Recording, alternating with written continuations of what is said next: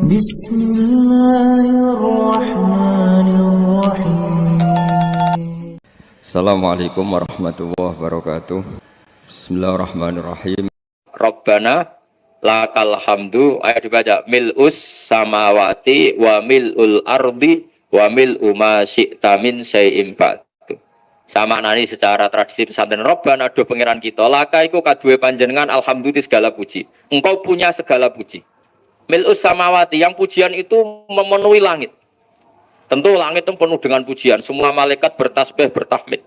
Karena malaikat tidak ada yang kerja di pabrik, itu tasbih terus gitu. Nggak ada yang nyari uang, gitu. Nggak ada yang cari won ya. Kalau di sini nggak kiainya aja nyari uang. Terusannya apa? Wamilul ardi, dan pujian itu memenuhi bumi. Korea termasuk bumi Allah apa enggak? Jadi saya sudah menduga suatu saat Korea itu ya penuh dengan pujian. Dan ini betul. Siapa yang ngira kalau di bumi Korea ada yang hafal lagu Sakduna itu? Itu lagu kesayangan guru kita semua, Kiai Haji Maimun Zubair. Gak ada yang ngira. Siapa yang ngira kalau di sini ada ngaji seperti ini? Di Rusia juga sama. Uni Soviet itu negara ateis. Tapi lama-lama pecah karena glasnost itu dan perestroika itu. Kemudian menjadi pecahan-pecahan negara Muslim. Ada Uzbekistan, Tajikistan, Ceknya, semuanya menjadi negara apa? Muslim. Karena dari awal lakal hamdu mil'us samawati wa mil'ul ardi, dan pujian itu pasti memenuhi langit juga memenuhi bumi. Kalau Anda baca itu di Indonesia mungkin wajar, di Indonesia banyak acara-acara seperti ini. Tapi kalau di Korea ternyata benar. Dan Anda ini kalian semua termasuk pembuktian benarnya wa mil'ul ardi. Keren kan teman? Oh keren sekali, bukan sekedar keren, keren sekali. Makanya saya jarang diundang pengajian mau, tapi diundang di Korea mau. Tapi saya ada niat datang undangan, memang saya ingin datang. Jadi, ya karena itu. Ini bentuk penghormatan saya. Bentuk penghormatan saya bahwa pada akhirnya benar-benar lakal hamdu mil'us samawati wa mil'ul ardi. Jadi Anda tidak perlu pesimis, dulu Indonesia juga seperti itu. Banyak Buddha, Hindu, macam-macam ateisme. Kemudian berkatnya para ulama sekarang jadi negara yang mayoritas Muslim. Korea, barokahnya orang-orang kedonyan seperti ini banyak Islam itu. Gak apa-apa. Karena sebagian agama Islam, sebagian sejarah ditulis di bawah pedagang-pedagang Gujarat. Kira-kira orang Gujarat ke Indonesia dulu yang namanya pedagang cari apa? Uang. Tapi namanya orang Islam, hatinya tetap adanya tauhid. Nyari uang ya tetap sambil dakwah. Kalau yang ke Korea langsung kiai mungkin tidak seramai ini Islam. Karena kalau kiai datang langsung dicurigai jadi misionaris, jadi ribet malah. Tapi kalau sampean nggak ada yang curiga, namanya pekerja saja nyari uang. Dan itu memang fakta. Cuma kadang ya sadar terus ya bagus lah seperti itu. Nggak apa-apa. Maksud saya ini saya memberi support, memberi tasjid bahwa Allah itu luar biasa. Jadi kalau ingin menyebarkan agamanya macam-macam. Kadang kiai tidak bisa mengislamkan orang, itu anak-anak mahasiswa pacaran, itu banyak yang pacarnya itu masuk Islam. Tapi sampean jangan bilang pacaran halal, ya tidak pernah. Tapi Allah kalau menghendaki memberi hidayah itu jalannya macam-macam. Ada yang lewat kerja, coba yang bayangkan ada tahlilan di Korea itu semua kiai tidak pernah bayangkan. Tapi setelah banyak pekerja di sini, kemudian mereka insaf atau sedang insaf, tidak tahu ini. Sampai kapan insafnya juga tidak tahu. Tapi yang jelas ini hebat. Ini apa? Hebat. Tahu-tahu ya seperti ini. Makanya iman saja Rabbana lakal hamdu mil'us samawati wa mil'ul ardi. Masih ditambahi wa mil'u ma syi'ta min syai'in ba'du. Karena Allah itu zat yang tidak terperikan, zat yang tidak terbatasi. Maka pujian di langit dan bumi ini masih kurang. Masih ada apa saja yang nanti akan dipenuhi oleh pujian kepada Allah Subhanahu wa ta'ala. Wa mil'u ma syi'ta min syai'in. Dan pujian kepada engkau ya Allah akan memenuhi semua ruangan yang engkau kehendaki. Mungkin suatu saat negara-negara yang sekarang yang paling minim Islam itu di Amerika Selatan, kayak di Argentina dan sebagainya. Nanti suatu saat juga penuh dengan pujian, karena tetap Rabbana lakal hamdu mil'us samawati wa mil'ul ardi wa mil'u ma syi'ta min syai'in. Saya di Jogja setiap akhir ngaji saya ajarin wiridan. Mungkin wiridan ini tidak asing bagi jenengan karena sering saya baca.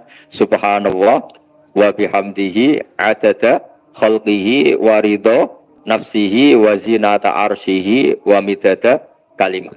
Bahwa kita memuji Allah itu adada khalqi, sesuai jumlah makhluk Allah.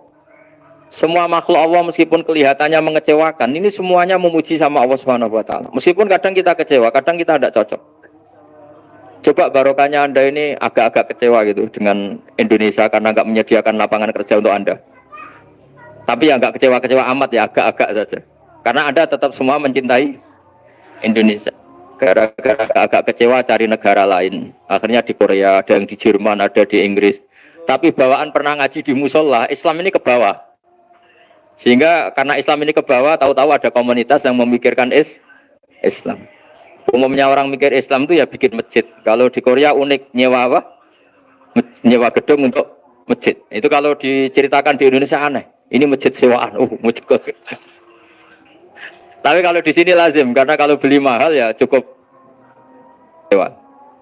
Saya tidak tahu kalau dalam terminologi agama tempat Anda sujud ini nanti jadi saksi di akhirat. Itu yang permanen apa yang sewaan tidak tahu. Jadi nanti bumi ini tanya, ya saya ya Allah pernah dipakai sujud, tapi setelah 1 tahun nggak kuat menambah lagi. Makanya saya dukung tadi yang ada gerakan masjid apa. Sebenarnya permanen nggak permanen itu tetap bagus, ada usah memaksakan. yang jelas saya sudah ikut nyumbang lelang tadi, dan saya berharap uang itu benar-benar untuk masjid. Kalau untuk takmirnya juga nggak apa-apa, yang penting untuk menghidupi masjid.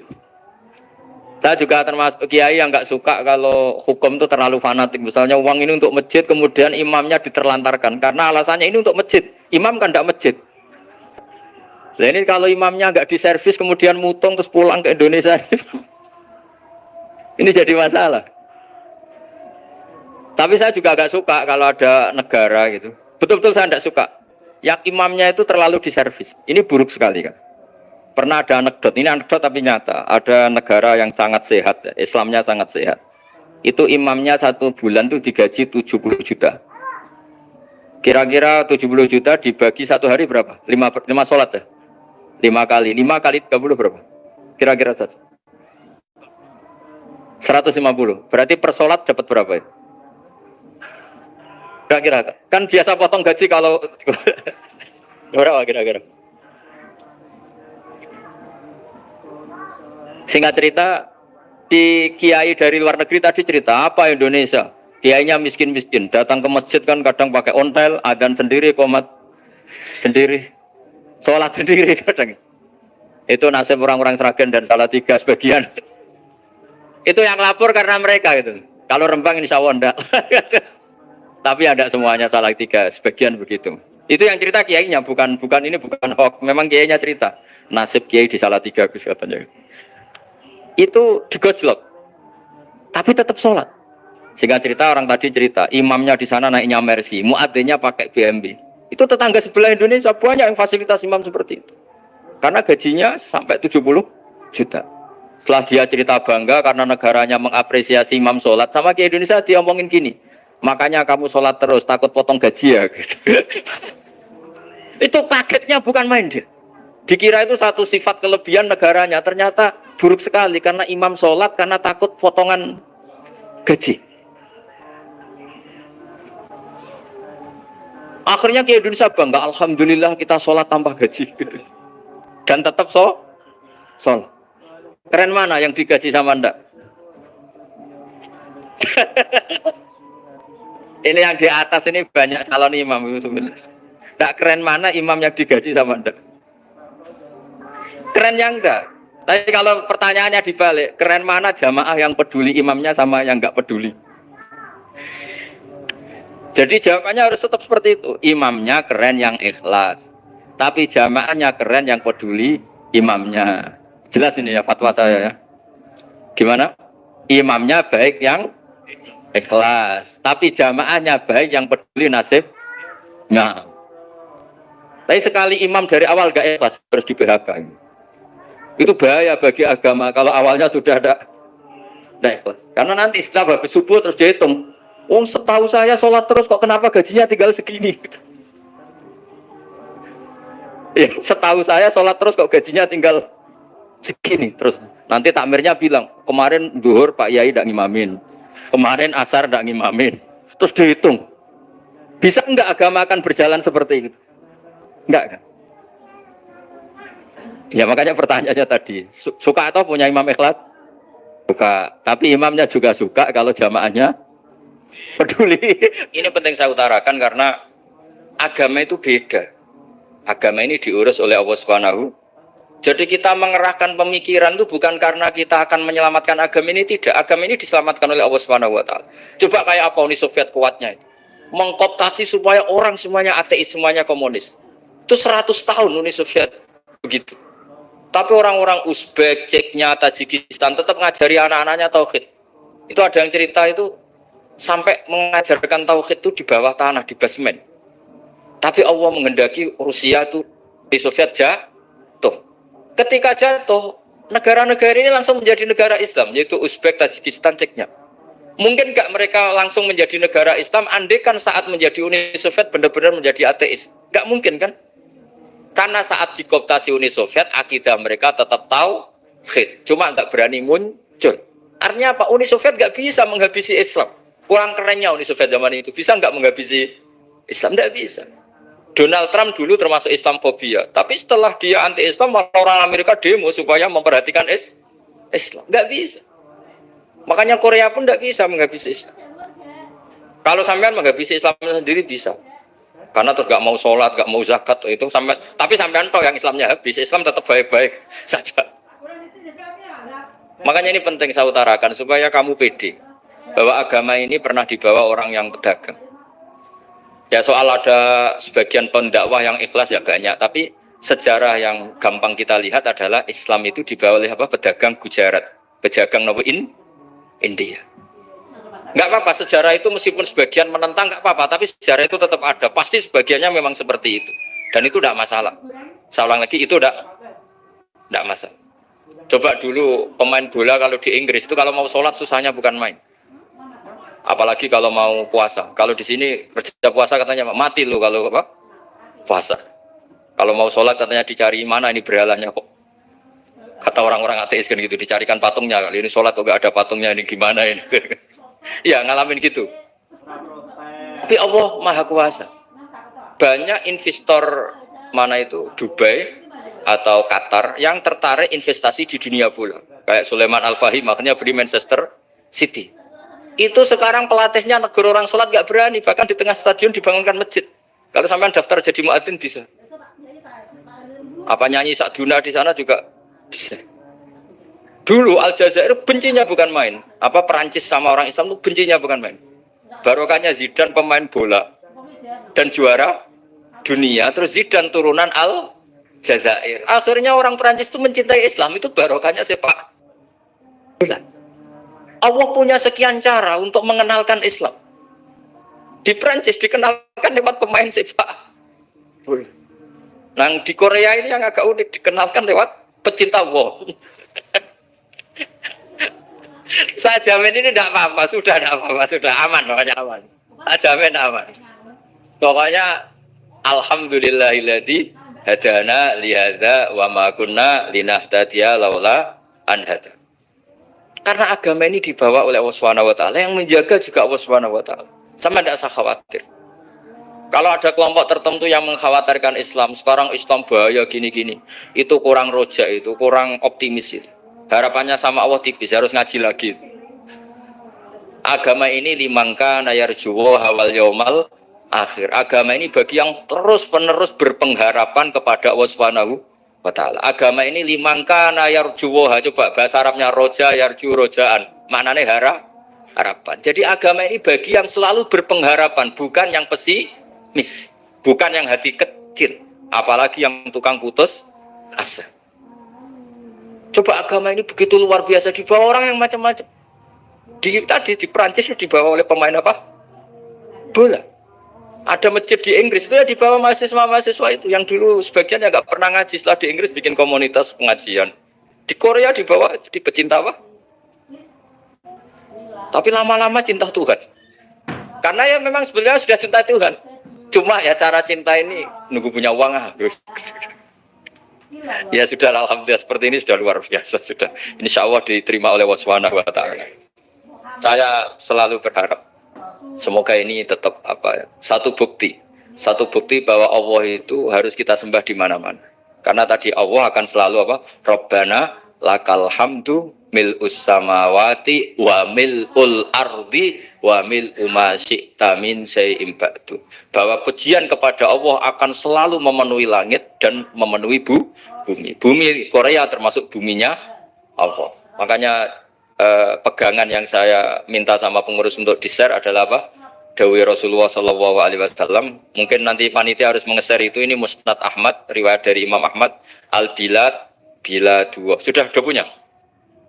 Nanti di-share ya. Yang Al Biladu bila dua. Bahwa negara hakikatnya adalah negara Allah. Wal ibad ibadullah. Semua hamba hakikatnya adalah hamba. Di hadis itu fahaitsuma asabta khairan fa'akim. Kapan saja kamu menemukan kebaikan di tempat Anda berdomisili, fa'akim, kamu enggak apa-apa di sini. Kamu di sini dapat uang, dapat masjid, dapat sewa masjid. Enggak tahu sewa apa permanen, pokoknya itu bagus gitu. Buminya dirayu. Bumi meskipun ini enggak permanen, tapi tetap jadi saksi loh ya. Harus ada kompromi ini. Karena kalau dengar orang Indonesia jadi aneh, masjid kok. Woy. Tapi aneh di Indonesia, ada aneh di sini. Sampean tenang saja. Tentu malaikat pencatat di sini juga sudah tahu kalau sebagian masjid itu sewaan. Jadi ya ada eskal amat lah, sudah nggak janggal amat karena kondisional apa. Jadi saya nanti minta panitia supaya mengeser tadi hadis riwayat siapa Imam Ahmad bin Hambal yang diriwayatkan oleh salah satu minal asroh al mubasysyirina bil jannah yaitu Zubair bin Awam. Nabi ngendikan al biladu biladullah, negara mana saja adalah negara Allah. Wal ibad ibadullah, semua hamba adalah hambanya Allah. Fahaitsuma asabta khairan, di mana saja kamu mendapatkan kebaikan, fa'akim, kamu tidak apa-apa berdomisili di sini. Ya saya mohon ini penting sekali. Pokoknya saya mohon kalimat tauhid ini dijaga. Karena kalimat tauhid ini kata semua ulama kasajaratin thayyibatin asluha tsabitu wa far'uha fis sama. Dan kalimat tauhid ini pasti tu'ti ukulaha kullahinim bi'izni rabbiha. Kalimat tauhid yang dibawa umat Islam seluruh dunia. Meskipun dia orang fasik, orang enggak benar, tetap tu'ti ukulaha kullahinim bi'izni rabbiha. Kalimat ini akan membawa berkah bagi orang yang dihinggapi atau didomisili umat Islam. Coba sebagian nanti orang Korea menjadi muslim itu karena di sini ada komunitas pekerja muslim, kemudian menyisakan atharul Islam. Apa? Jejak-jejak apa? Islam. Enggak apa-apa. Pasti kalimat ini tu'ti ukulaha kullahinim bi'izni rabbiha. Jadi kalimat tauhid adalah kalimat yang kata Allah tu'ti ukulaha kullahinim bi'izni rabbiha. Anda tidak usah khawatir bahwa apa yang Anda lakukan akan ditulis oleh Allah Subhanahu wa taala. Kata Allah wa naktubu ma qaddamu wa atharahum. Gimana di surat Yasin itu? Inna nahnu nuhyil mauta wa naktubu ma qaddamu wa atharahum. Saya bisa menghidupkan orang mati dan semua amal kalian saya tulis, kata Allah. Wa atharahum, dan jejak-jejak yang pernah kalian lakukan juga ditulis. Misalnya Anda sudah pulang di Indonesia, ada orang sholat di masjid ini, oh ini era Kang ini, era Mas ini. Nanti setelah itu ya ini era Mas ini, Mas ini. Menjadi familiar Islam juga barokahnya muassis-muassis ini, pendiri-pendiri ini. Semoga kalian semua barokah dan fit dunya wal ini ya. Perasaan saya juga seluruh ulama di dunia. Saya ulang lagi, perasaan saya juga seluruh ulama di dunia. Bahwa Islam masuk itu macam-macam sebabnya. Dulu kita Indonesia, Islam masuk itu ya dibawa orang yang agak kedonyan, ya kayak jenengan lah kira-kira gitu. Ya kayak mbak-mbak ini, ya agak-agak mata duitan itu. Karena kita tahu rata-rata ahli sejarah mengatakan Islam di Indonesia dibawa kiai apa pedagang. Pedagang tuh nyari uang apa nyari dakwah kira. Ya semoga Anda mirip-mirip seperti itu. Ya jadi nyari uang karena ada nurani Islam sehingga tetap saja membawa Islam. Saya tidak tahu Islam Anda ala apa, tidak tahu, pokoknya mau ngaji ya berarti Islam ala ahli sunnah apa? Wal jamaah. Jadi ini penting saya utarakan bahwa Islam itu agama yang mudah difahami, sehingga dibawa pedagang saja ya kasil gitu. Dibawa orang yang kedonyan gak jenengan juga kasil gitu.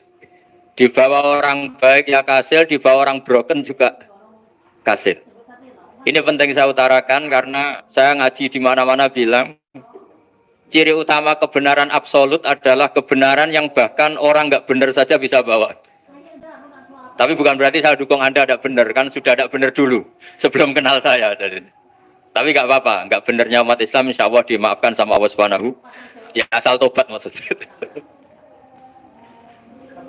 Nggak, ini saya beri satu konstruksi pikiran yang saya sering utarakan di ngaji saya. Sampai sekarang saya coba saat tes ini kan di kampus ya, di apa bacanya ini Kim University yang global leader apa in the world itu. Ini keren lah. Jadi acara ilmiah kita ditakdir di gedung apa? Kampus, gedung universitas di begini. Kalau 1 ditambah 1 2 itu namanya hakikat. Ciri utama hakikat adalah siapapun akan menerima. Saya sekarang tanya sama Anda, kira-kira 1 tambah 1 2 itu musuh Anda pun mengatakan 2 apa tidak? Ya. Pekerja Korea ya bilang 2, rektor Al-Azhar juga bilang 2. Kamu yang sekarang sedang mungkin sebagian broken sama istri juga bilang 2. Istri kamu yang mangkal sama kamu juga bilang 2. Yang cemburu ya bilang 2, yang dicemburuin juga bilang 2. Karena begitu mudah kebenaran absolut diterima oleh siapa saja. Begitu juga eksistensi Allah sebagai Tuhan. Itu mudah diterima oleh siapa saja. Sehingga pembawanya tidak perlu seorang kiai atau gus atau mubalek atau ketua MUI, tidak. Cukup karyawan pekerja Korea. Karena kebenaran absolut itu kebenaran yang mutlak. Siapa saja yang waras pasti ngakui. Kira-kira orang yang berpikir sehat pasti berpikir begini, ini yang diajarkan Quran. Bumi ini kadung wujud, sudah wujud kadung wujud, punya eksistensi.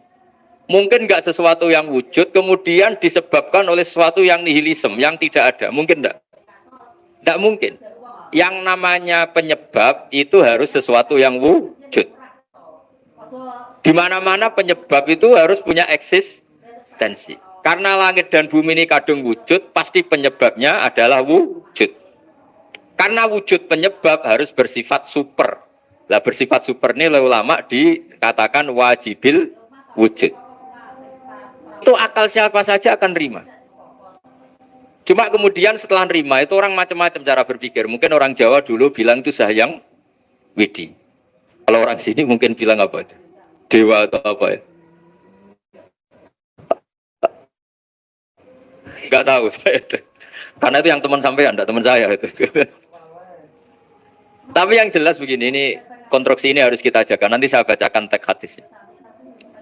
Kebenaran sejati ciri utamanya adalah ada absolutisme, ada kebenaran mutlak. Ciri utama kebenaran mutlak adalah diakui bahkan oleh siapa saja, termasuk oleh orang fasik. Orang fasik itu orang nggak benar. Misalnya ada imam masjid besar Istiqlal, ditanya 1 tambah 1 bilang apa? 2. Nanti kira-kira yang londe juga bilang apa? 2. KPK juga bilang koruptornya yang ditangkap 2. Nah, eksistensi Allah sebagai Tuhan ini kebenaran yang absolut.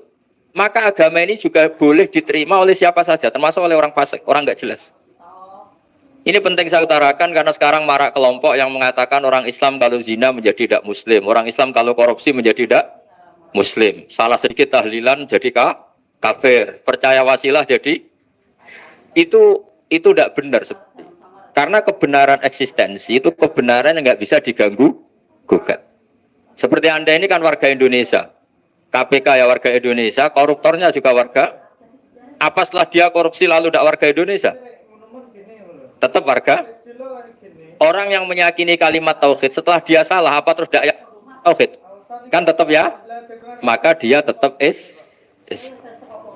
Ini penting saya utarakan. Kalau seorang warga Indonesia yang koruptor, yang macam-macam saja tetap warga Indonesia, padahal banyak kesalahan. Karena status warga Indonesia adalah status yang permanen. Begitu juga status Muslim adalah permanen bagi siapa saja yang melafadzkan La ilaha illallah Muhammadur Rasulullah. Kita tidak bisa mengkafir-kafir mereka. Itu juga yang sering dipesankan dan jadi ciri khas ulama ahli sunnah wal jamaah, tidak mengkafirkan orang Islam meskipun melakukan dosa besar. Soal dia salah nanti masuk neraka ya silakan saja, saya ada ikut, paham ya? Sampai bisa mencoba. Tapi tetap saja dia muslim. Analoginya tadi. Analoginya gampang sekali tadi. Orang Indonesia yang salah itu tidak akan merubah statusnya sebagai warga Indonesia. Karena ya memang dia berstatus warga Indonesia. Orang Islam yang sudah melafadzkan syahadat maka menjadi muslim. Saya di mana-mana berkampanye, berfatwa. Orang kafir yang 70 tahun kafir, sekali melafadzkan kalimat tauhid, itu menjadi muslim apa tetap kafir? Muslim. Masa kita yang Islam terus, yang kalimat tahlil la ilaha illallah kemudian menjadi kafir karena kalimat itu? Itu faham aneh apa aneh? Wong yang kafir saja menjadi muslim karena kalimat tauhid, yang Islam menjadi kafir juga karena kalimat. Ini ngajak apa-apaan? Ya ngajak goblok-goblokan, kira-kira kan gitu. Ini penting saya utarakan karena ini penting. Nah, setelah kamu yakin tauhid, ciri utama tauhid itu apa? Menstatuskan sesuatu sebagaimana hakikatnya. Misalnya bumi Korea, ini statusnya tetap buminya Allah. Maka dari awal saya husnudzon sekali sama Allah Subhanahu wa taala bahwa suatu saat di bumi mana saja itu ada tahlil. Enggak ngira kan ada ateis di sini, bumi ateis kemudian ada tahlil, ada sakduna, ada macam-macam. Penting, jadi saya mensupport Anda, mensupport kalian semua bahwa agama ini akan diurus oleh Allah Subhanahu wa taala. Makanya Sayyidina Umar radhiyallahu anhu kalau disuruh mikir agama itu tidak mau. Enggak mau betul deh. Ketika Umar jadi khalifah itu puncak keemasan masa Islam. Semuanya stabil, semuanya hebat. Sampai Irak, Iran zaman itu Persia masih. Semuanya Mesir. Itu semuanya ikut Islam.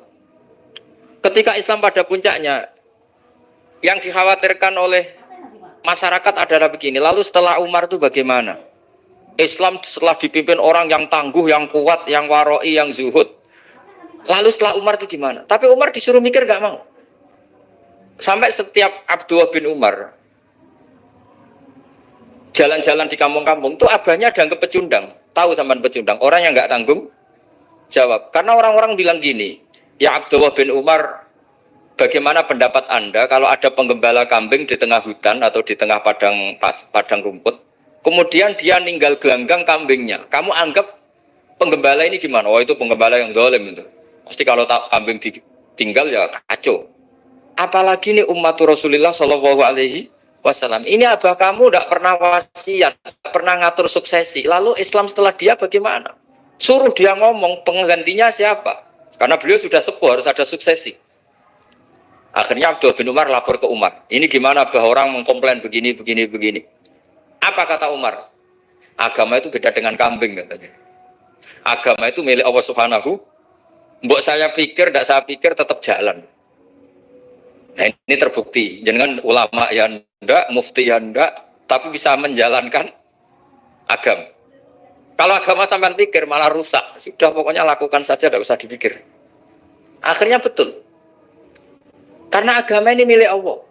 Soal kita serius memikirkannya itu karena khidmah. Karena kita ingin berbakti pada agama. Tapi Anda tidak boleh berpikir kalau agama ini butuh pemikiran Anda. Beda loh ya. Kita khidmah agama serius karena kita ingin mengkhidmai agama. Tapi agama ini tidak pernah butuh kita, karena agama ini akan diurus oleh Allah Subhanahu. Coba pas sampean kecil, orang jilbaban di Indonesia itu banyak apa banyak sekarang? Banyak sekarang. Kiainya mutu orang dulu apa mutu orang sekarang? Tapi perkembangan Islam itu ramai sekarang apa ramai dulu? Ramai sekarang. Islam menyebar di seluruh dunia itu zaman Wali Songo, zaman sampean keren mana? Keren sekarang. Kualitas solehnya sampean sama Wali Songo. Wali Songo. Beliau betul. Karena agama ini diurus oleh Allah Subhanahu. Sayyidina Umar, agama ini innallaha ta'ala yakhfadhu dinah. Innallaha ta'ala la yudhi'u khilafatahu wala dinah. Nah, Allah itu tidak akan menyia-nyiakan agamanya. Ini terbukti. Agama ini pernah dipimpin orang terbaik di dunia, yaitu Rasulullah Shallallahu Alaihi Wasallam. Ketika beliau intakola ila rafiqil ala, ketika beliau pindah ke alam sana, diteruskan oleh sahabat yang tentu jauh di bawah Rasulullah, diteruskan tabiin, diteruskan para wali songo, diteruskan sang sampean yang jauh di bawah wali songo, sejauh-jauhnya. Tapi agama jalan sampai Korea. Agama jalan sampai apa? Dulu Wali Songo itu hanya sampai Mojokerto, sampai Tulungagung. Di bawah sampai Klayaban sampai mana ini? Korea. Coba kalau Allah tidak ngurus, nggak bisa. Yang gerakkan hatinya sampean peduli sama masjid siapa? Allah Subhanahu wa taala. Yang menggerakkan hati sampean peduli sama agama siapa? Tapi yang menggerakkan sampean ke Korea apa? Uang kan?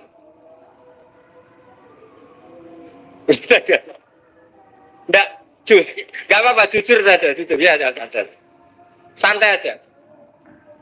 Ini bagian dari keramatnya jenengan. Niatnya agak bener tapi dibenerin Allah di sini.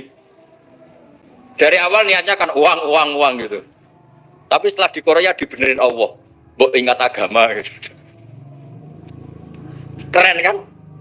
Makanya yang syukur sama Allah Subhanahu wa taala. Yang bisa hanya Allah taala. Makanya dalam dunia kiai selalu baca apa? Alhamdulillah alladzi hadana li hada wa ma kunna linahtadiya laula an hadana Allah. Alhamdulillah kita diberi hidayat seperti ini. Kalau tidak Allah tidak bisa. Sudah mata duit kan, kadang istri ngomel, mertua tidak percaya. Sudah setengah-setengah broken gini saya tidak tahu sampai ke Korea itu karena broken pas saking sayangnya keluarga. Potensinya hanya dua. Dibela-belain kerja demi keluarga atau agak broken maka ke sini. Tapi apapun potensi itu tetap baik. Itu takdir sudah, itu takdir tidak usah dibicarakan. Semua itu apa? Karena orang kalau sedang rukun ya tidak mau tukaran, kalau sedang tukaran ya tidak mau rukun. Itu sudah semuanya takdir. Kata bapak saya dulu kalau ada orang mau jualan tanah, Pak Yai tanah saya mau saya jual. Ini gimana padahal ini tanah warisan. Kata bapak, nak waya adol ya adol. Memang ini saatnya jual ya jual saja. Nanti kalau kaya saatnya beli ya beli saja. Karena kalau sudah saatnya jual mau beli ya mungkin kan. Mau memang saatnya jual. Kalau sudah kaya kan nggak mungkin jual tanah. Saatnya beli. Maka semoga masalah di keluarga sampean ya masalah musiman. Maksudnya yang tukarannya ini musiman, yang rukunnya permanen. Jangan tukarannya musiman. Lakal hamdu mil'us samawati wa mil. Itu di Indonesia mungkin wajar, di Indonesia banyak acara-acara seperti ini. Tapi kalau di Korea ternyata benar. Dan anda ini kalian semua termasuk pembuktian benarnya wa mil'ul ardi. Keren kan teman? Oh keren sekali, bukan sekedar keren sekali. Makanya saya jarang diundang pengajian mau tapi diundang di Korea mau. Tapi saya ada niat datang undangan, memang saya ingin datang. Jadi ya karena itu. Ini bentuk penghormatan saya. Bentuk penghormatan saya bahwa pada akhirnya benar-benar lakal hamdu mil'us samawati wa mil'ul ardi. Jadi Anda tidak perlu pesimis, dulu Indonesia juga seperti itu. Banyak Buddha, Hindu, macam-macam ateisme. Kemudian berkatnya para ulama sekarang jadi negara yang mayoritas Muslim. Korea, barokahnya orang-orang kedonyan seperti ini banyak Islam itu. Enggak apa-apa. Karena sebagian agama Islam, sebagian sejarah ditulis di bawah pedagang-pedagang Gujarat. Kira-kira orang Gujarat ke Indonesia dulu yang namanya pedagang cari apa? Uang.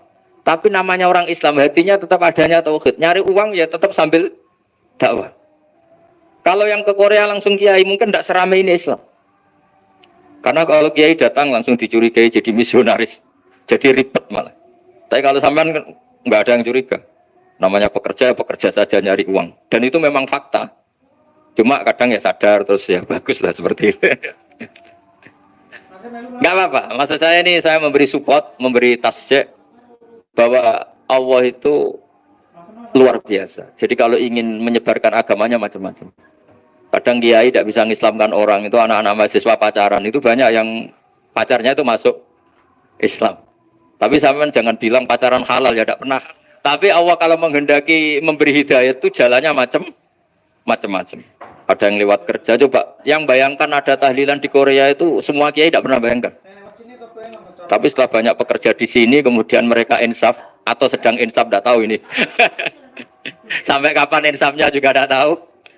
Tapi yang jelas ini hebat. Ini apa? Hebat. Tahu-tahu ya seperti ini.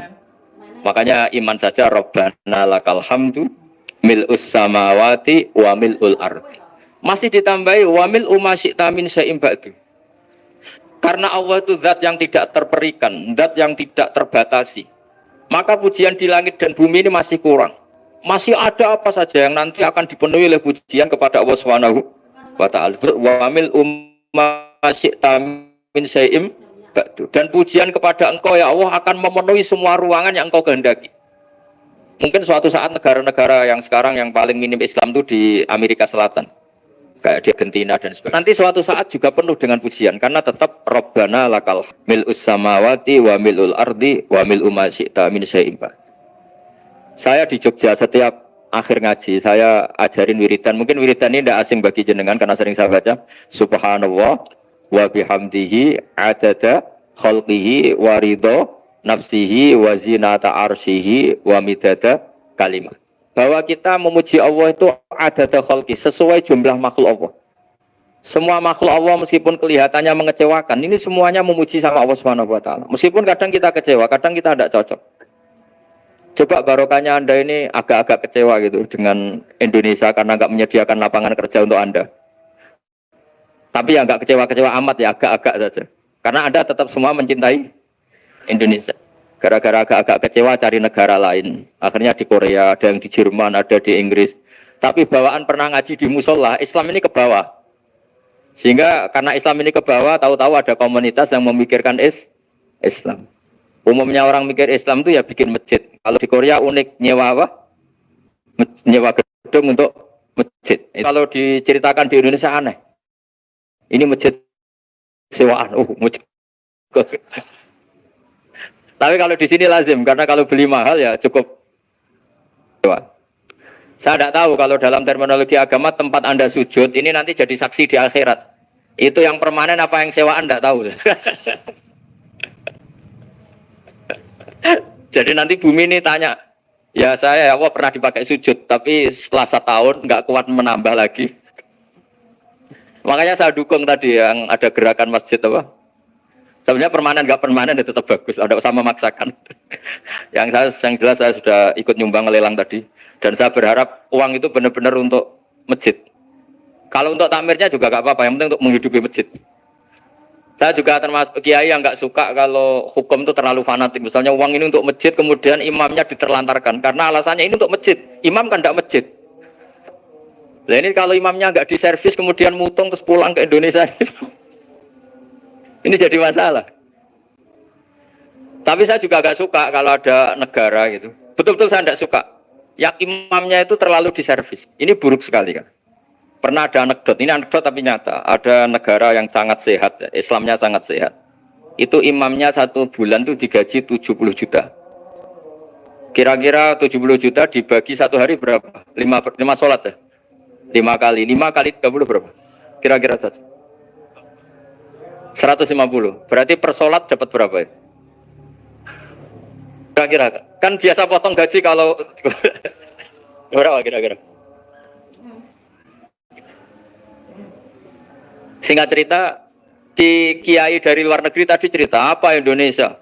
Kiainya miskin-miskin, datang ke masjid kan kadang pakai ontel, adzan sendiri, qomat sendiri, sholat sendiri kadang. Itu nasib orang-orang Sragen dan Salatiga sebagian. Itu yang lapor karena mereka itu. Kalau Rembang insya Allah enggak. Tapi ada semuanya Salatiga, sebagian begitu. Itu yang cerita kiainya, bukan hoax. Memang kiainya cerita. Nasib kiai di Salatiga katanya. Itu digojlok, tapi tetap sholat. Sehingga cerita orang tadi cerita, imamnya di sana naiknya Mercy, muadzinnya pakai BMW. Itu tetangga sebelah Indonesia banyak yang fasilitas imam seperti itu. Karena gajinya sampai 70 juta. Setelah dia cerita bangga karena negaranya mengapresiasi imam sholat, sama Kiai Indonesia dia omongin gini, makanya kamu sholat terus, takut potong gaji ya. Gitu. Itu kagetnya bukan main dia. Dikira itu satu sifat kelebihan negaranya, ternyata buruk sekali karena imam sholat karena takut potongan gaji. Akhirnya Kiai Indonesia bangga, alhamdulillah kita sholat tambah gaji dan tetap sholat. Keren mana yang digaji sama Anda? Ini yang di atas ini banyak calon imam itu. Tidak keren mana imam yang digaji sama Anda? Keren yang enggak. Tapi kalau pertanyaannya dibalik, keren mana jamaah yang peduli imamnya sama yang enggak peduli? Jadi jawabannya harus tetap seperti itu. Imamnya keren yang ikhlas, tapi jamaahnya keren yang peduli imamnya. Jelas ini ya fatwa saya ya. Gimana? Imamnya baik yang ikhlas, tapi jamaahnya baik yang peduli nasibnya. Tapi sekali imam dari awal gak ikhlas itu harus di PHK. Itu bahaya bagi agama kalau awalnya sudah ada ikhlas. Karena nanti setelah habis subuh terus dihitung. Wong setahu saya sholat terus kok kenapa gajinya tinggal segini? Ya, setahu saya sholat terus kok gajinya tinggal segini. Terus nanti takmirnya bilang kemarin zuhur Pak Yai tidak ngimamin, kemarin asar tidak ngimamin. Terus dihitung. Bisa enggak agama akan berjalan seperti itu? Enggak kan? Ya makanya pertanyaannya tadi, suka atau punya imam ikhlas? Suka. Tapi imamnya juga suka kalau jamaahnya peduli. Ini penting saya utarakan karena agama itu beda. Agama ini diurus oleh Allah Subhanahu. Jadi kita mengerahkan pemikiran itu bukan karena kita akan menyelamatkan agama ini, tidak. Agama ini diselamatkan oleh Allah Subhanahu wa taala. Coba kayak apa Uni Soviet kuatnya itu.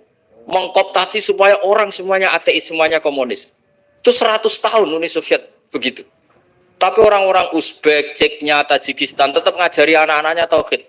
Itu ada yang cerita itu sampai mengajarkan tauhid itu di bawah tanah, di basement. Tapi Allah menghendaki Rusia itu di Soviet jatuh. Ketika jatuh, negara-negara ini langsung menjadi negara Islam, yaitu Uzbek, Tajikistan, Ceknya. Mungkin nggak mereka langsung menjadi negara Islam, andaikan saat menjadi Uni Soviet benar-benar menjadi ateis. Nggak mungkin kan? Karena saat dikooptasi Uni Soviet, akidah mereka tetap tauhid, cuma nggak berani muncul. Artinya apa? Uni Soviet nggak bisa menghabisi Islam. Kurang kerennya Uni Soviet zaman itu, bisa nggak menghabisi Islam? Nggak bisa. Donald Trump dulu termasuk Islamfobia, tapi setelah dia anti-Islam, malah orang Amerika demo supaya memperhatikan Islam. Nggak bisa. Makanya Korea pun nggak bisa menghabisi Islam. Kalau sampean menghabisi Islam sendiri bisa. Karena terus gak mau sholat, gak mau zakat itu sampai, tapi sampean toh yang Islamnya habis, Islam tetap baik-baik saja. Makanya ini penting saya utarakan supaya kamu pede bahwa agama ini pernah dibawa orang yang pedagang. Ya soal ada sebagian pendakwah yang ikhlas ya banyak, tapi sejarah yang gampang kita lihat adalah Islam itu dibawa oleh pedagang Gujarat, pedagang India. Nggak apa-apa, sejarah itu meskipun sebagian menentang nggak apa-apa, tapi sejarah itu tetap ada. Pasti sebagiannya memang seperti itu, dan itu tidak masalah. Saya ulang lagi, itu tidak masalah. Coba dulu pemain bola kalau di Inggris itu kalau mau sholat susahnya bukan main. Apalagi kalau mau puasa. Kalau di sini kerja puasa katanya mati lu kalau apa puasa. Kalau mau sholat katanya dicari mana ini berhalanya kok. Kata orang-orang ateis kan gitu, dicarikan patungnya. Kali ini sholat kok nggak ada patungnya, ini gimana ini? Ya ngalamin gitu. Tapi Allah Maha Kuasa. Banyak investor mana itu Dubai atau Qatar yang tertarik investasi di dunia bola. Kayak Sulaiman Al-Fahim makanya beli Manchester City. Itu sekarang pelatihnya negur orang sholat gak berani, bahkan di tengah stadion dibangunkan masjid. Kalau sampean daftar jadi muadzin bisa. Apa nyanyi Sakduna di sana juga bisa. Dulu Aljazair bencinya bukan main. Apa Perancis sama orang Islam itu bencinya bukan main. Barokahnya Zidane pemain bola dan juara dunia, terus Zidane turunan Aljazair. Akhirnya orang Perancis itu mencintai Islam, itu barokahnya sepak bola. Allah punya sekian cara untuk mengenalkan Islam. Di Perancis dikenalkan lewat pemain sepak bola. Nah di Korea ini yang agak unik, dikenalkan lewat pecinta wong. Saya jamin ini tidak apa-apa, sudah tidak apa-apa, sudah aman, pokoknya aman. Saya jamin aman. Pokoknya alhamdulillahilladzi hadana lihadza wa ma kunna linahtadiya laula an hada. Karena agama ini dibawa oleh Allah Subhanahu wa taala, yang menjaga juga Allah Subhanahu wa taala. Sama tidak usah khawatir. Kalau ada kelompok tertentu yang mengkhawatirkan Islam, sekarang Islam bahaya gini-gini, itu kurang rojak, itu kurang optimis itu. Harapannya sama Allah tipis, harus ngaji lagi.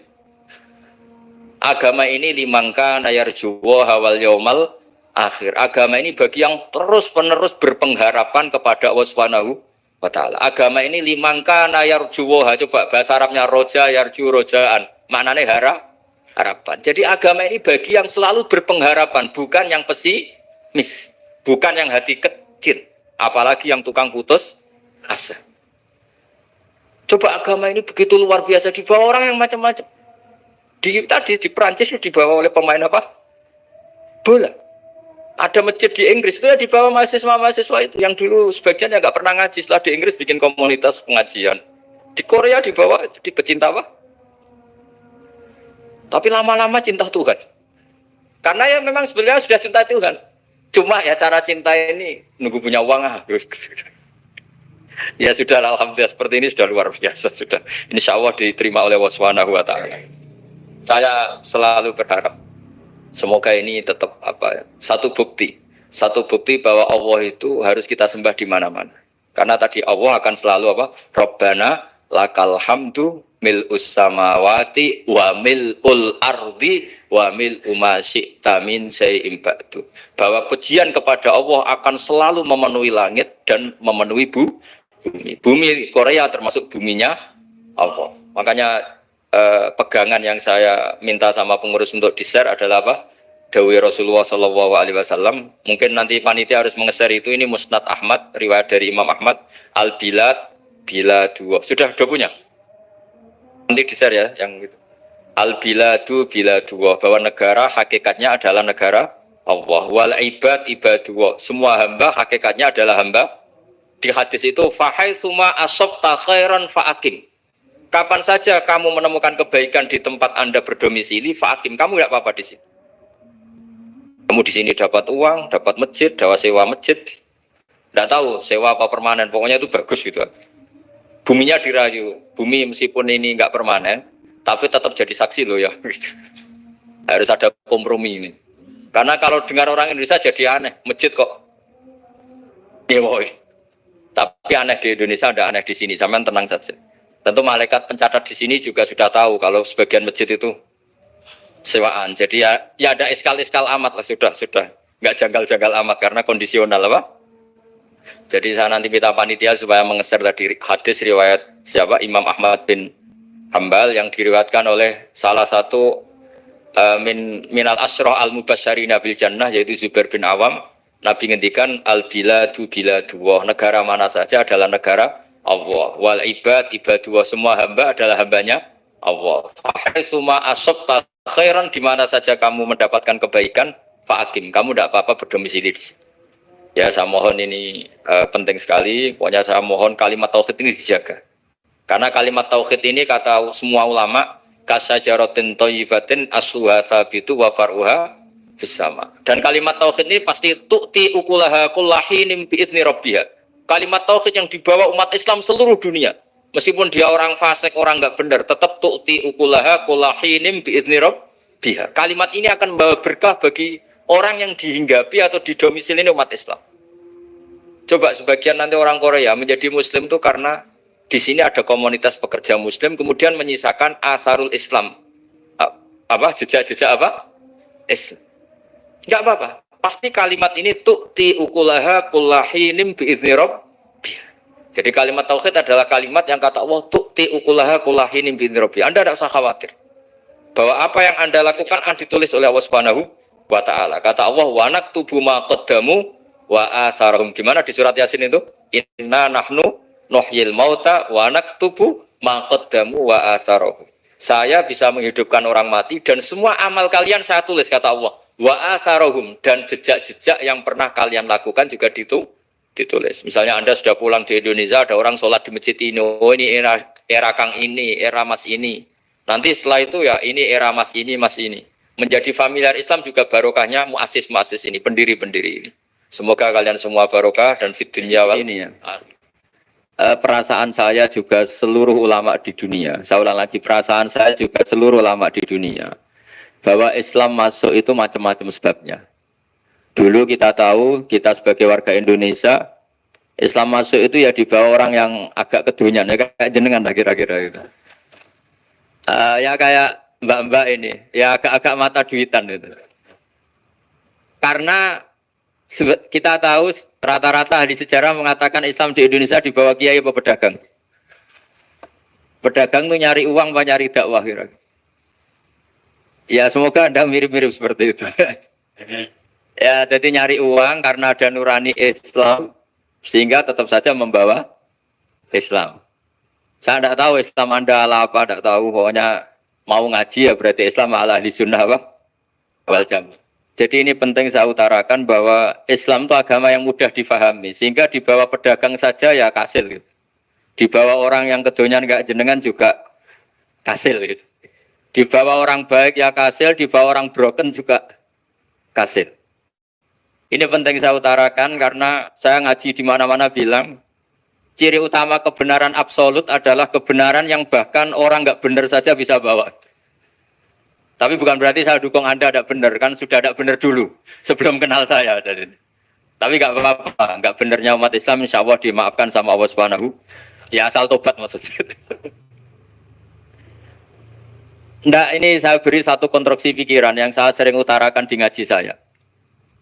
Sampai sekarang saya coba saat tes ini kan di kampus ya, di apa bacanya ini Kim University yang global leader apa in the world itu. Ini keren lah. Jadi acara ilmiah kita ditakdir di gedung apa? Kampus, gedung universitas di begini.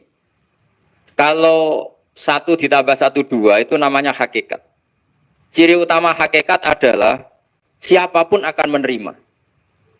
Saya sekarang tanya sama Anda, kira-kira 1+1=2 itu musuh Anda pun mengatakan 2 apa tidak? Ya. Pekerja Korea ya bilang 2, Rektor Al-Azhar juga bilang 2. Kamu yang sekarang sedang mungkin sebagian broken sama istri juga bilang 2. Istri kamu yang mangkal sama kamu juga bilang 2. Yang cemburu ya bilang 2, yang dicemburuin juga bilang 2. Karena begitu mudah kebenaran absolut diterima oleh siapa saja. Begitu juga eksistensi Allah sebagai Tuhan. Itu mudah diterima oleh siapa saja. Sehingga pembawanya tidak perlu seorang kiai atau gus atau mubalek atau ketua muin, tidak. Cukup karyawan pekerja Korea. Karena kebenaran absolut itu kebenaran yang mutlak. Siapa saja yang waras pasti ngakui. Kira-kira orang yang berpikir sehat pasti berpikir begini. Ini yang diajarkan Quran. Bumi ini kadung wujud. Sudah wujud kadung wujud, punya eksistensi. Mungkin nggak sesuatu yang wujud, kemudian disebabkan oleh sesuatu yang nihilisme, yang tidak ada. Mungkin enggak? Enggak mungkin. Yang namanya penyebab itu harus sesuatu yang wujud. Di mana-mana penyebab itu harus punya eksistensi. Karena langit dan bumi ini kadung wujud, pasti penyebabnya adalah wujud. Karena wujud penyebab harus bersifat super. Lah bersifat super ini oleh ulama dikatakan wajibil wujud. Itu akal siapa saja akan terima. Cuma kemudian setelah nerima itu orang macam-macam cara berpikir. Mungkin orang Jawa dulu bilang itu Sahyang Widi. Kalau orang sini mungkin bilang apa itu? Dewa atau apa ya? Enggak tahu saya. Karena itu yang teman sampean, enggak teman saya itu. Tapi yang jelas begini, ini konstruksi ini harus kita jaga. Nanti saya bacakan teks hadisnya. Kebenaran sejati ciri utamanya adalah ada absolutisme, ada kebenaran mutlak. Ciri utama kebenaran mutlak adalah diakui bahkan oleh siapa saja, termasuk oleh orang fasik. Orang fasik itu orang nggak benar. Misalnya ada imam masjid besar Istiqlal, ditanya 1+1 bilang apa? 2. Nanti kira-kira yang londe juga bilang apa? 2. KPK juga bilang koruptornya yang ditangkap 2. Nah, eksistensi Allah sebagai Tuhan ini kebenaran yang absolut. Maka agama ini juga boleh diterima oleh siapa saja, termasuk oleh orang fasik, orang nggak jelas. Ini penting saya utarakan karena sekarang marak kelompok yang mengatakan orang Islam kalau zina menjadi tidak muslim, orang Islam kalau korupsi menjadi tidak muslim. Salah sedikit tahlilan jadi kafir, percaya wasilah jadi itu tidak benar seperti. Karena kebenaran eksistensi itu kebenaran yang nggak bisa diganggu gugat. Seperti Anda ini kan warga Indonesia. KPK ya warga Indonesia, koruptornya juga warga. Apa setelah dia korupsi lalu tidak warga Indonesia? Tetap warga. Orang yang meyakini kalimat tauhid setelah dia salah, apa terus tidak tauhid? Kan tetap ya? Maka dia tetap Ini penting saya utarakan. Kalau seorang warga Indonesia yang koruptor, yang macam-macam saja tetap warga Indonesia, padahal banyak kesalahan, karena status warga Indonesia adalah status yang permanen. Begitu juga status muslim adalah permanen bagi siapa saja yang melafadzkan la ilaha illallah Muhammadur Rasulullah. Kita tidak bisa mengkafir-kafir. Itu juga yang sering dipesankan dan jadi ciri khas ulama ahli sunnah wal jamaah, tidak mengkafirkan orang Islam meskipun melakukan dosa besar. Soal dia salah nanti masuk neraka ya silakan saja, saya ada ikut, paham ya? Sampai bisa mencoba. Tapi tetap saja dia muslim. Analoginya gampang sekali tadi. Orang Indonesia yang salah itu tidak akan merubah statusnya sebagai warga Indonesia. Karena ya memang dia berstatus warga Indonesia. Orang Islam yang sudah melafadzkan syahadat maka menjadi muslim. Saya di mana-mana berkampanye, berfatwa. Orang kafir yang 70 tahun kafir, sekali melafadzkan kalimat tauhid, itu menjadi muslim apa tetap kafir? Muslim. Masa kita yang Islam terus, yang kalimat tahlil la ilaha illallah, kemudian menjadi kafir karena kalimat itu? Itu faham aneh apa aneh? Wong yang kafir saja menjadi muslim karena kalimat tauhid, yang Islam menjadi kafir juga karena kalimat. Ini ngajak apa-apaan? Ya ngajak goblok-goblokan, kira-kira kan gitu. Ini penting saya utarakan karena ini penting. Nah, setelah kamu yakin tauhid, ciri utama tauhid itu apa? Menstatuskan sesuatu sebagaimana hakikatnya. Misalnya bumi Korea, ini statusnya tetap buminya Allah. Maka dari awal saya husnudzon sekali sama Allah Subhanahu wa taala bahwa suatu saat di bumi mana saja itu ada tahlil. Enggak ngira kan ada ateis di sini, bumi ateis, kemudian ada tahlil, ada sakduna, ada macam-macam. Ini penting, jadi saya mensupport Anda, mensupport kalian semua bahwa agama ini akan diurus oleh Allah Subhanahu wa taala. Makanya Sayyidina Umar radhiyallahu anhu kalau disuruh mikir agama itu tidak mau. Tidak mau betul. Ketika Umar jadi khalifah itu puncak keemasan masa Islam. Semuanya stabil, semuanya hebat. Sampai Irak, Iran zaman itu Persia masih. Semuanya Mesir. Itu semuanya ikut Islam. Ketika Islam pada puncaknya, yang dikhawatirkan oleh masyarakat adalah begini. Lalu setelah Umar itu bagaimana? Islam setelah dipimpin orang yang tangguh, yang kuat, yang waroi, yang zuhud. Lalu setelah Umar itu gimana? Tapi Umar disuruh mikir gak mau. Sampai setiap Abdullah bin Umar jalan-jalan di kampung-kampung itu abahnya dianggap pecundang. Tahu? Jawab. Karena orang-orang bilang gini, ya Abdullah bin Umar, bagaimana pendapat Anda kalau ada penggembala kambing di tengah hutan atau di tengah padang rumput, kemudian dia ninggal gelanggang kambingnya. Kamu anggap penggembala ini gimana? Oh itu penggembala yang zalim itu. Pasti kalau kambing ditinggal ya kacau. Apalagi ini umat Rasulullah Shallallahu Alaihi Wasallam. Ini abah kamu tidak pernah wasiat, tidak pernah ngatur suksesi. Lalu Islam setelah dia bagaimana? Gimana abah orang mengkomplain begini. Apa kata Umar? Agama itu beda dengan kambing katanya. Agama itu milik Allah Subhanahu.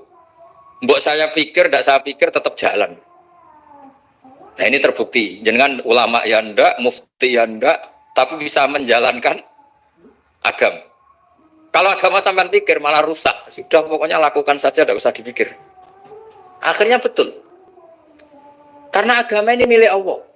Soal kita serius memikirkannya itu karena khidmah, karena kita ingin berbakti pada agama. Tapi Anda tidak boleh berpikir kalau agama ini butuh pemikiran Anda. Beda loh ya. Kita khidmah agama serius karena kita ingin mengkhidmai agama. Tapi agama ini tidak pernah butuh kita. Karena agama ini. Apa sampean kecil, orang jilbaban di Indonesia itu banyak apa banyak sekarang? Banyak sekarang. Kiainya mutu orang dulu apa mutu orang sekarang? Tapi perkembangan Islam itu ramai sekarang apa ramai dulu? Ramai sekarang. Islam menyebar di seluruh dunia itu zaman Wali Songo, zaman sampean keren mana? Keren sekarang. Kualitas solehnya sama Wali Songo. Ini Songo. Ini betul. Karena agama ini diurus oleh Allah Subhanahu. Sayyidina Umar, agama ini innallaha ta'ala yahfadzu dinah. Innallaha ta'ala la yudhi'u khilafatahu waladina. Allah itu tidak akan menyia-nyiakan agamanya. Ini terbukti. Agama ini pernah dipimpin orang terbaik di dunia, yaitu Rasulullah Shallallahu Alaihi Wasallam. Ketika beliau intakola ila rofiqil ala, ketika beliau pindah ke alam sana, diteruskan oleh sahabat yang tentu jauh di bawah Rasulullah. Diteruskan tabiin, diteruskan para wali songo, diteruskan sang sampean yang jauh di bawah wali songo. Sejauh-jauhnya. Tapi agama jalan sampai Korea. Agama jalan sampai apa? Dulu wali songo itu hanya sampai Mojokerto, sampai Tulungagung. Di bawah sampai Klayaban sampai mana nih? Korea. Coba kalau Allah nggak ngurus, nggak bisa. Yang gerakkan hatinya sampean peduli sama masjid siapa? Allah Subhanahu Wa Taala. Yang menggerakkan hati sampean peduli sama agama siapa? Tapi yang menggerakkan sampean ke Korea apa? Uang kan?